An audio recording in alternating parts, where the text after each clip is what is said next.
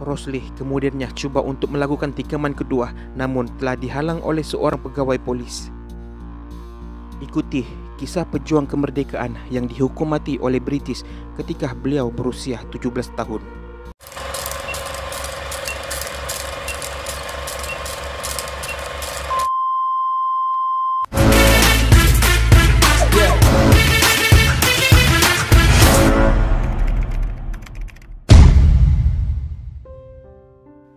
Roslih dilahirkan pada 18 Mac 1932 di Kampung Pulo, Sibu, di negeri Sarawak dan merupakan anak kedua dari 4 adik-beradik dalam keluarganya. Bapanya, Dobi bin Buang, dikatakan berasal dari Indonesia dan berketurunan Raden, manakala ibunya, Habibah binti Haji Lamid, yang berasal dari keluarga di Muka Sarawak. Sedikit yang diketahui tentang kehidupannya yang terdahulu, walaupun rakannya menganggap Roslih sebagai orang yang boleh didekati, walaupun beliau merupakan seorang yang pendiam, dan beliau mempunyai kakak sulung dan adik lelaki yaitu Fatimah dan Aini.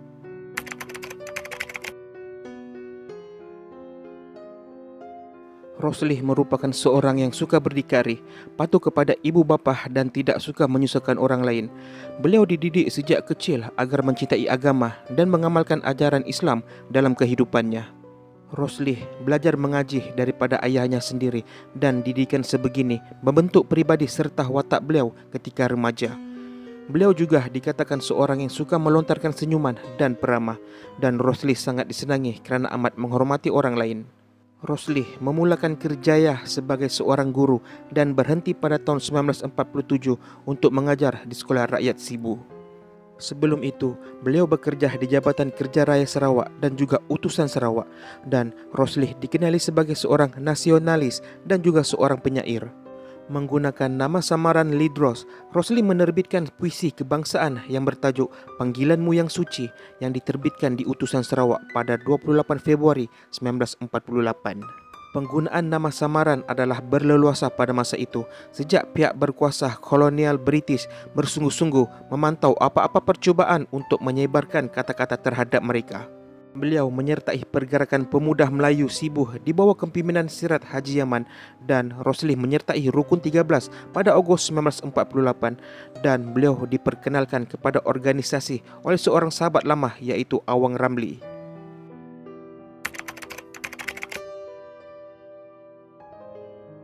Keluarga Diraja Brooke telah memerintah Sarawak sejak tahun 1841. Keluarga ini telah menjanjikan kemerdekaan kepada Sarawak melalui Perlembagaan Sarawak 1941. Namun begitu, Charles Vinnie Brooks telah bertindak melanggar perlembagaan tersebut apabila beliau menyerahkan Sarawak kepada British pada 8 Februari 1946 sebagai tanah jajahan. Faktor berlakunya hal ini adalah kerana keluarga Brooks tidak mampu untuk membangunkan Sarawak sekaligus menyediakan ia untuk pemerintahan sendiri serta desakan dari pihak British sendiri untuk memperoleh Sarawak. Jelas bahawa tindakan ini telah membawa kepada reaksi masyarakat yang sangat menentang penyerahan ini dan bermulalah gerakan anti penyerahan Sarawak. Berang dengan keadaan ini, Roslih Dobi melibatkan diri dalam kumpulan anti penyerahan yang dikenali sebagai Pergerakan Pemuda Melayu Sibu. Daripada pergerakan ini, 13 ahli akhirnya membentuk kumpulan rahsia yang dikenali sebagai Rukun 13.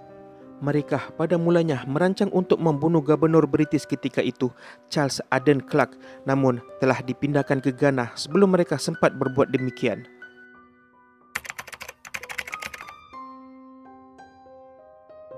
Pada 4 Disember 1949, Sir Duncan Stewart tiba di Sibu. Beliau baru sahaja dilantik menjadi Gubernur Sarawak yang baru menggantikan Charles Aden Clark. Semasa hari kejadian, Sir Duncan Stewart sedang berjalan untuk bertemu penduduk Sarawak untuk lawatan rasminya yang pertama. Pada ketika itu, 4 ahli Rukun 13 iaitu Roslih Dobi, Morshidi Sidek, Awang Ramli dan juga Bujang Sutong berada di lokasi kejadian.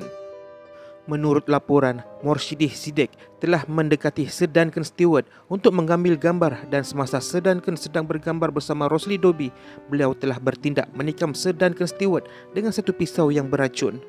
Roslih kemudiannya cuba untuk melakukan tikaman kedua, namun telah dihalang oleh seorang pegawai polis. Kedua-dua, Rosli dan Morshidi, telah ditahan di lokasi kejadian, sementara Sir Duncan Stewart dibawa ke sebuah hospital di Kuching. Sir Duncan Stewart kemudiannya dibawa ke sebuah hospital di Singapura sebelum mati kerana luka tikamannya.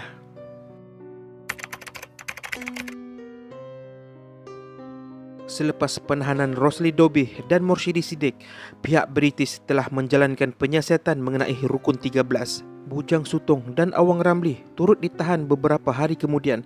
Kematian Sir Duncan Stewart telah menjadikan kes ini sebagai satu kes pembunuhan dan pihak British telah mengambil tindakan keras terhadap ahli-ahli Rukun 13 ini.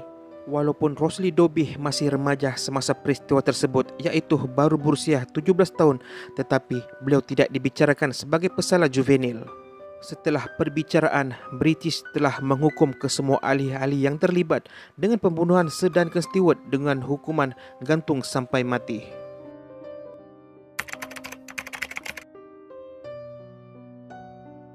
Rosli Dobbie telah dipenjarakan di pusat penjara Kuching untuk tempoh beberapa bulan. Ketika menjalani hukuman ini, beliau sempat menulis surat kepada ibu bapanya. Berdasarkan kandungan surat ini, tujuan utama Rosli adalah untuk mententeramkan perasaan ayah dan ibunya agar tidak perlu bimbang dengan keadaannya di penjara. Beliau meminta ayah dan ibunya bertenang, bersabar dan tidak susah hati. Perkara yang menarik dalam surat ini ialah sikap optimisnya, di mana Rosli berpegang kepada semangat di sebalik prinsip Dum Spiro Spiro, berharap selagi bernafas. Namun, beliau masih menaruh harapan bahawa dia tidak akan dikenakan hukuman gantung. Beliau meminta kaum keluarganya berdoa dan mengadakan sembahyang hajat dengan harapan mereka dapat terus hidup seperti dahulu. Ketika surat itu ditulis, Rosli tidak menduga sama sekali bahawa dia sebenarnya tidak mempunyai masa yang lama lagi. Beliau percaya rayuannya akan mengambil masa beberapa bulan. Berdasarkan ayat, pasal keputusan anak anda bolehlah didengarkan sedikit bulan lagi. Ayat ini merujuk kepada rayuannya ke majlis privi dan beliau berharap beliau akan selamat dengan izin Allah Subhanahu wa taala.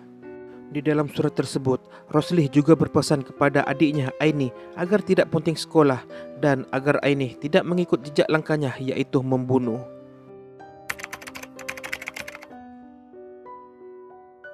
Pada pagi 2 Mac 1950, bilik gantung penjara Kuching diselubungi suasana yang sangat senyap sepi. Rosli dipindahkan dari bilik tahanannya ke bilik akhir bersebelahan bilik gantung. Rosli telah meminta pen dan kertas sehari sebelumnya untuk melakarkan warga terakhir yang ditujukan kepada kedua-dua orang tuanya. Apa yang dirasakan oleh Rosli adalah beliau tidak kesal dengan tindakannya kerana serta kejadian yang menimpa dirinya. Beliau sedar dan percaya bahawa tindakannya itu adalah satu pengorbanan demi membebaskan Sarawak daripada cengkaman penjajahan. Walaupun tindakan ini dikritik kerana beliau hanyalah seorang remaja pada ketika itu, namun hukuman ke atas Rosli dan 3 orang rakannya tetap dijalankan. Bimbang akan reaksi keras penduduk tempatan, khususnya orang Melayu di Sibu, kerajaan British tidak membenarkan jenazah Rosli dan Morshidi dibawa balik ke kampung halamannya. Justru, keputusan tegas diambil untuk mengebumikan jenazah Rosli dan Morshidi di kawasan penjara Kuching. Selepas 46 tahun bersemadih di kompleks penjara, jenazah Rosli Dobbie dipindahkan dari penjara pusat Kuching untuk dikebumikan di Makam Pahlawan Sarawak berhampiran Masjid Kampung Sibu di Pekan Sibu pada 2 Mac 1996. Untuk menghormati perjuangan dan pengorbanannya, beliau diberikan pengebumian kerajaan oleh Kerajaan Sarawak.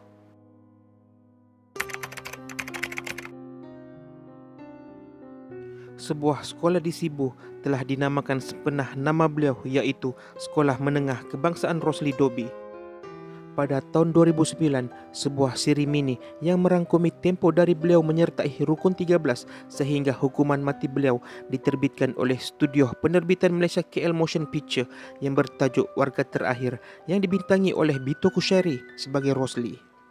Akan tetapi, terdapat kesalahan fakta dalam drama ini. Dalam drama tersebut, Rosli kelihatan melarikan diri selepas menikam Sir Duncan Stewart. Hal ini bercanggah dengan kenyataan menurut waris Rosli Dobbie, Lucas Johnny, yang melihat sendiri kejadian tersebut. Lucas memberitahu bahawa Wira ini menikam Duncan sebanyak 1 kali sebelum cuba untuk melakukannya sekali lagi, namun dihalang oleh pegawai polis. Kesilapan fakta ini melihatkan Rosli seolah-olah seorang yang pengecut, walhal tindakan yang dilakukan menentang penjajah olehnya adalah sesuatu yang patut dipuji. Bagi mengenang perjuangan dan pengorbanan Melayu Sarawak dalam menentang kolonialisme untuk mencapai kemerdekaan, Amanah Khairat Yayasan Budaya Melayu Sarawak akan meneruskan program mengajak orang ramai, terutama generasi muda, menyedari kewujudan golongan ini. Semoga roh Allahyarham Rosli Dobi serta rakan seperjuangan ditempatkan di kalangan orang-orang beriman. Al-Fatihah. Sekian, salam hormat.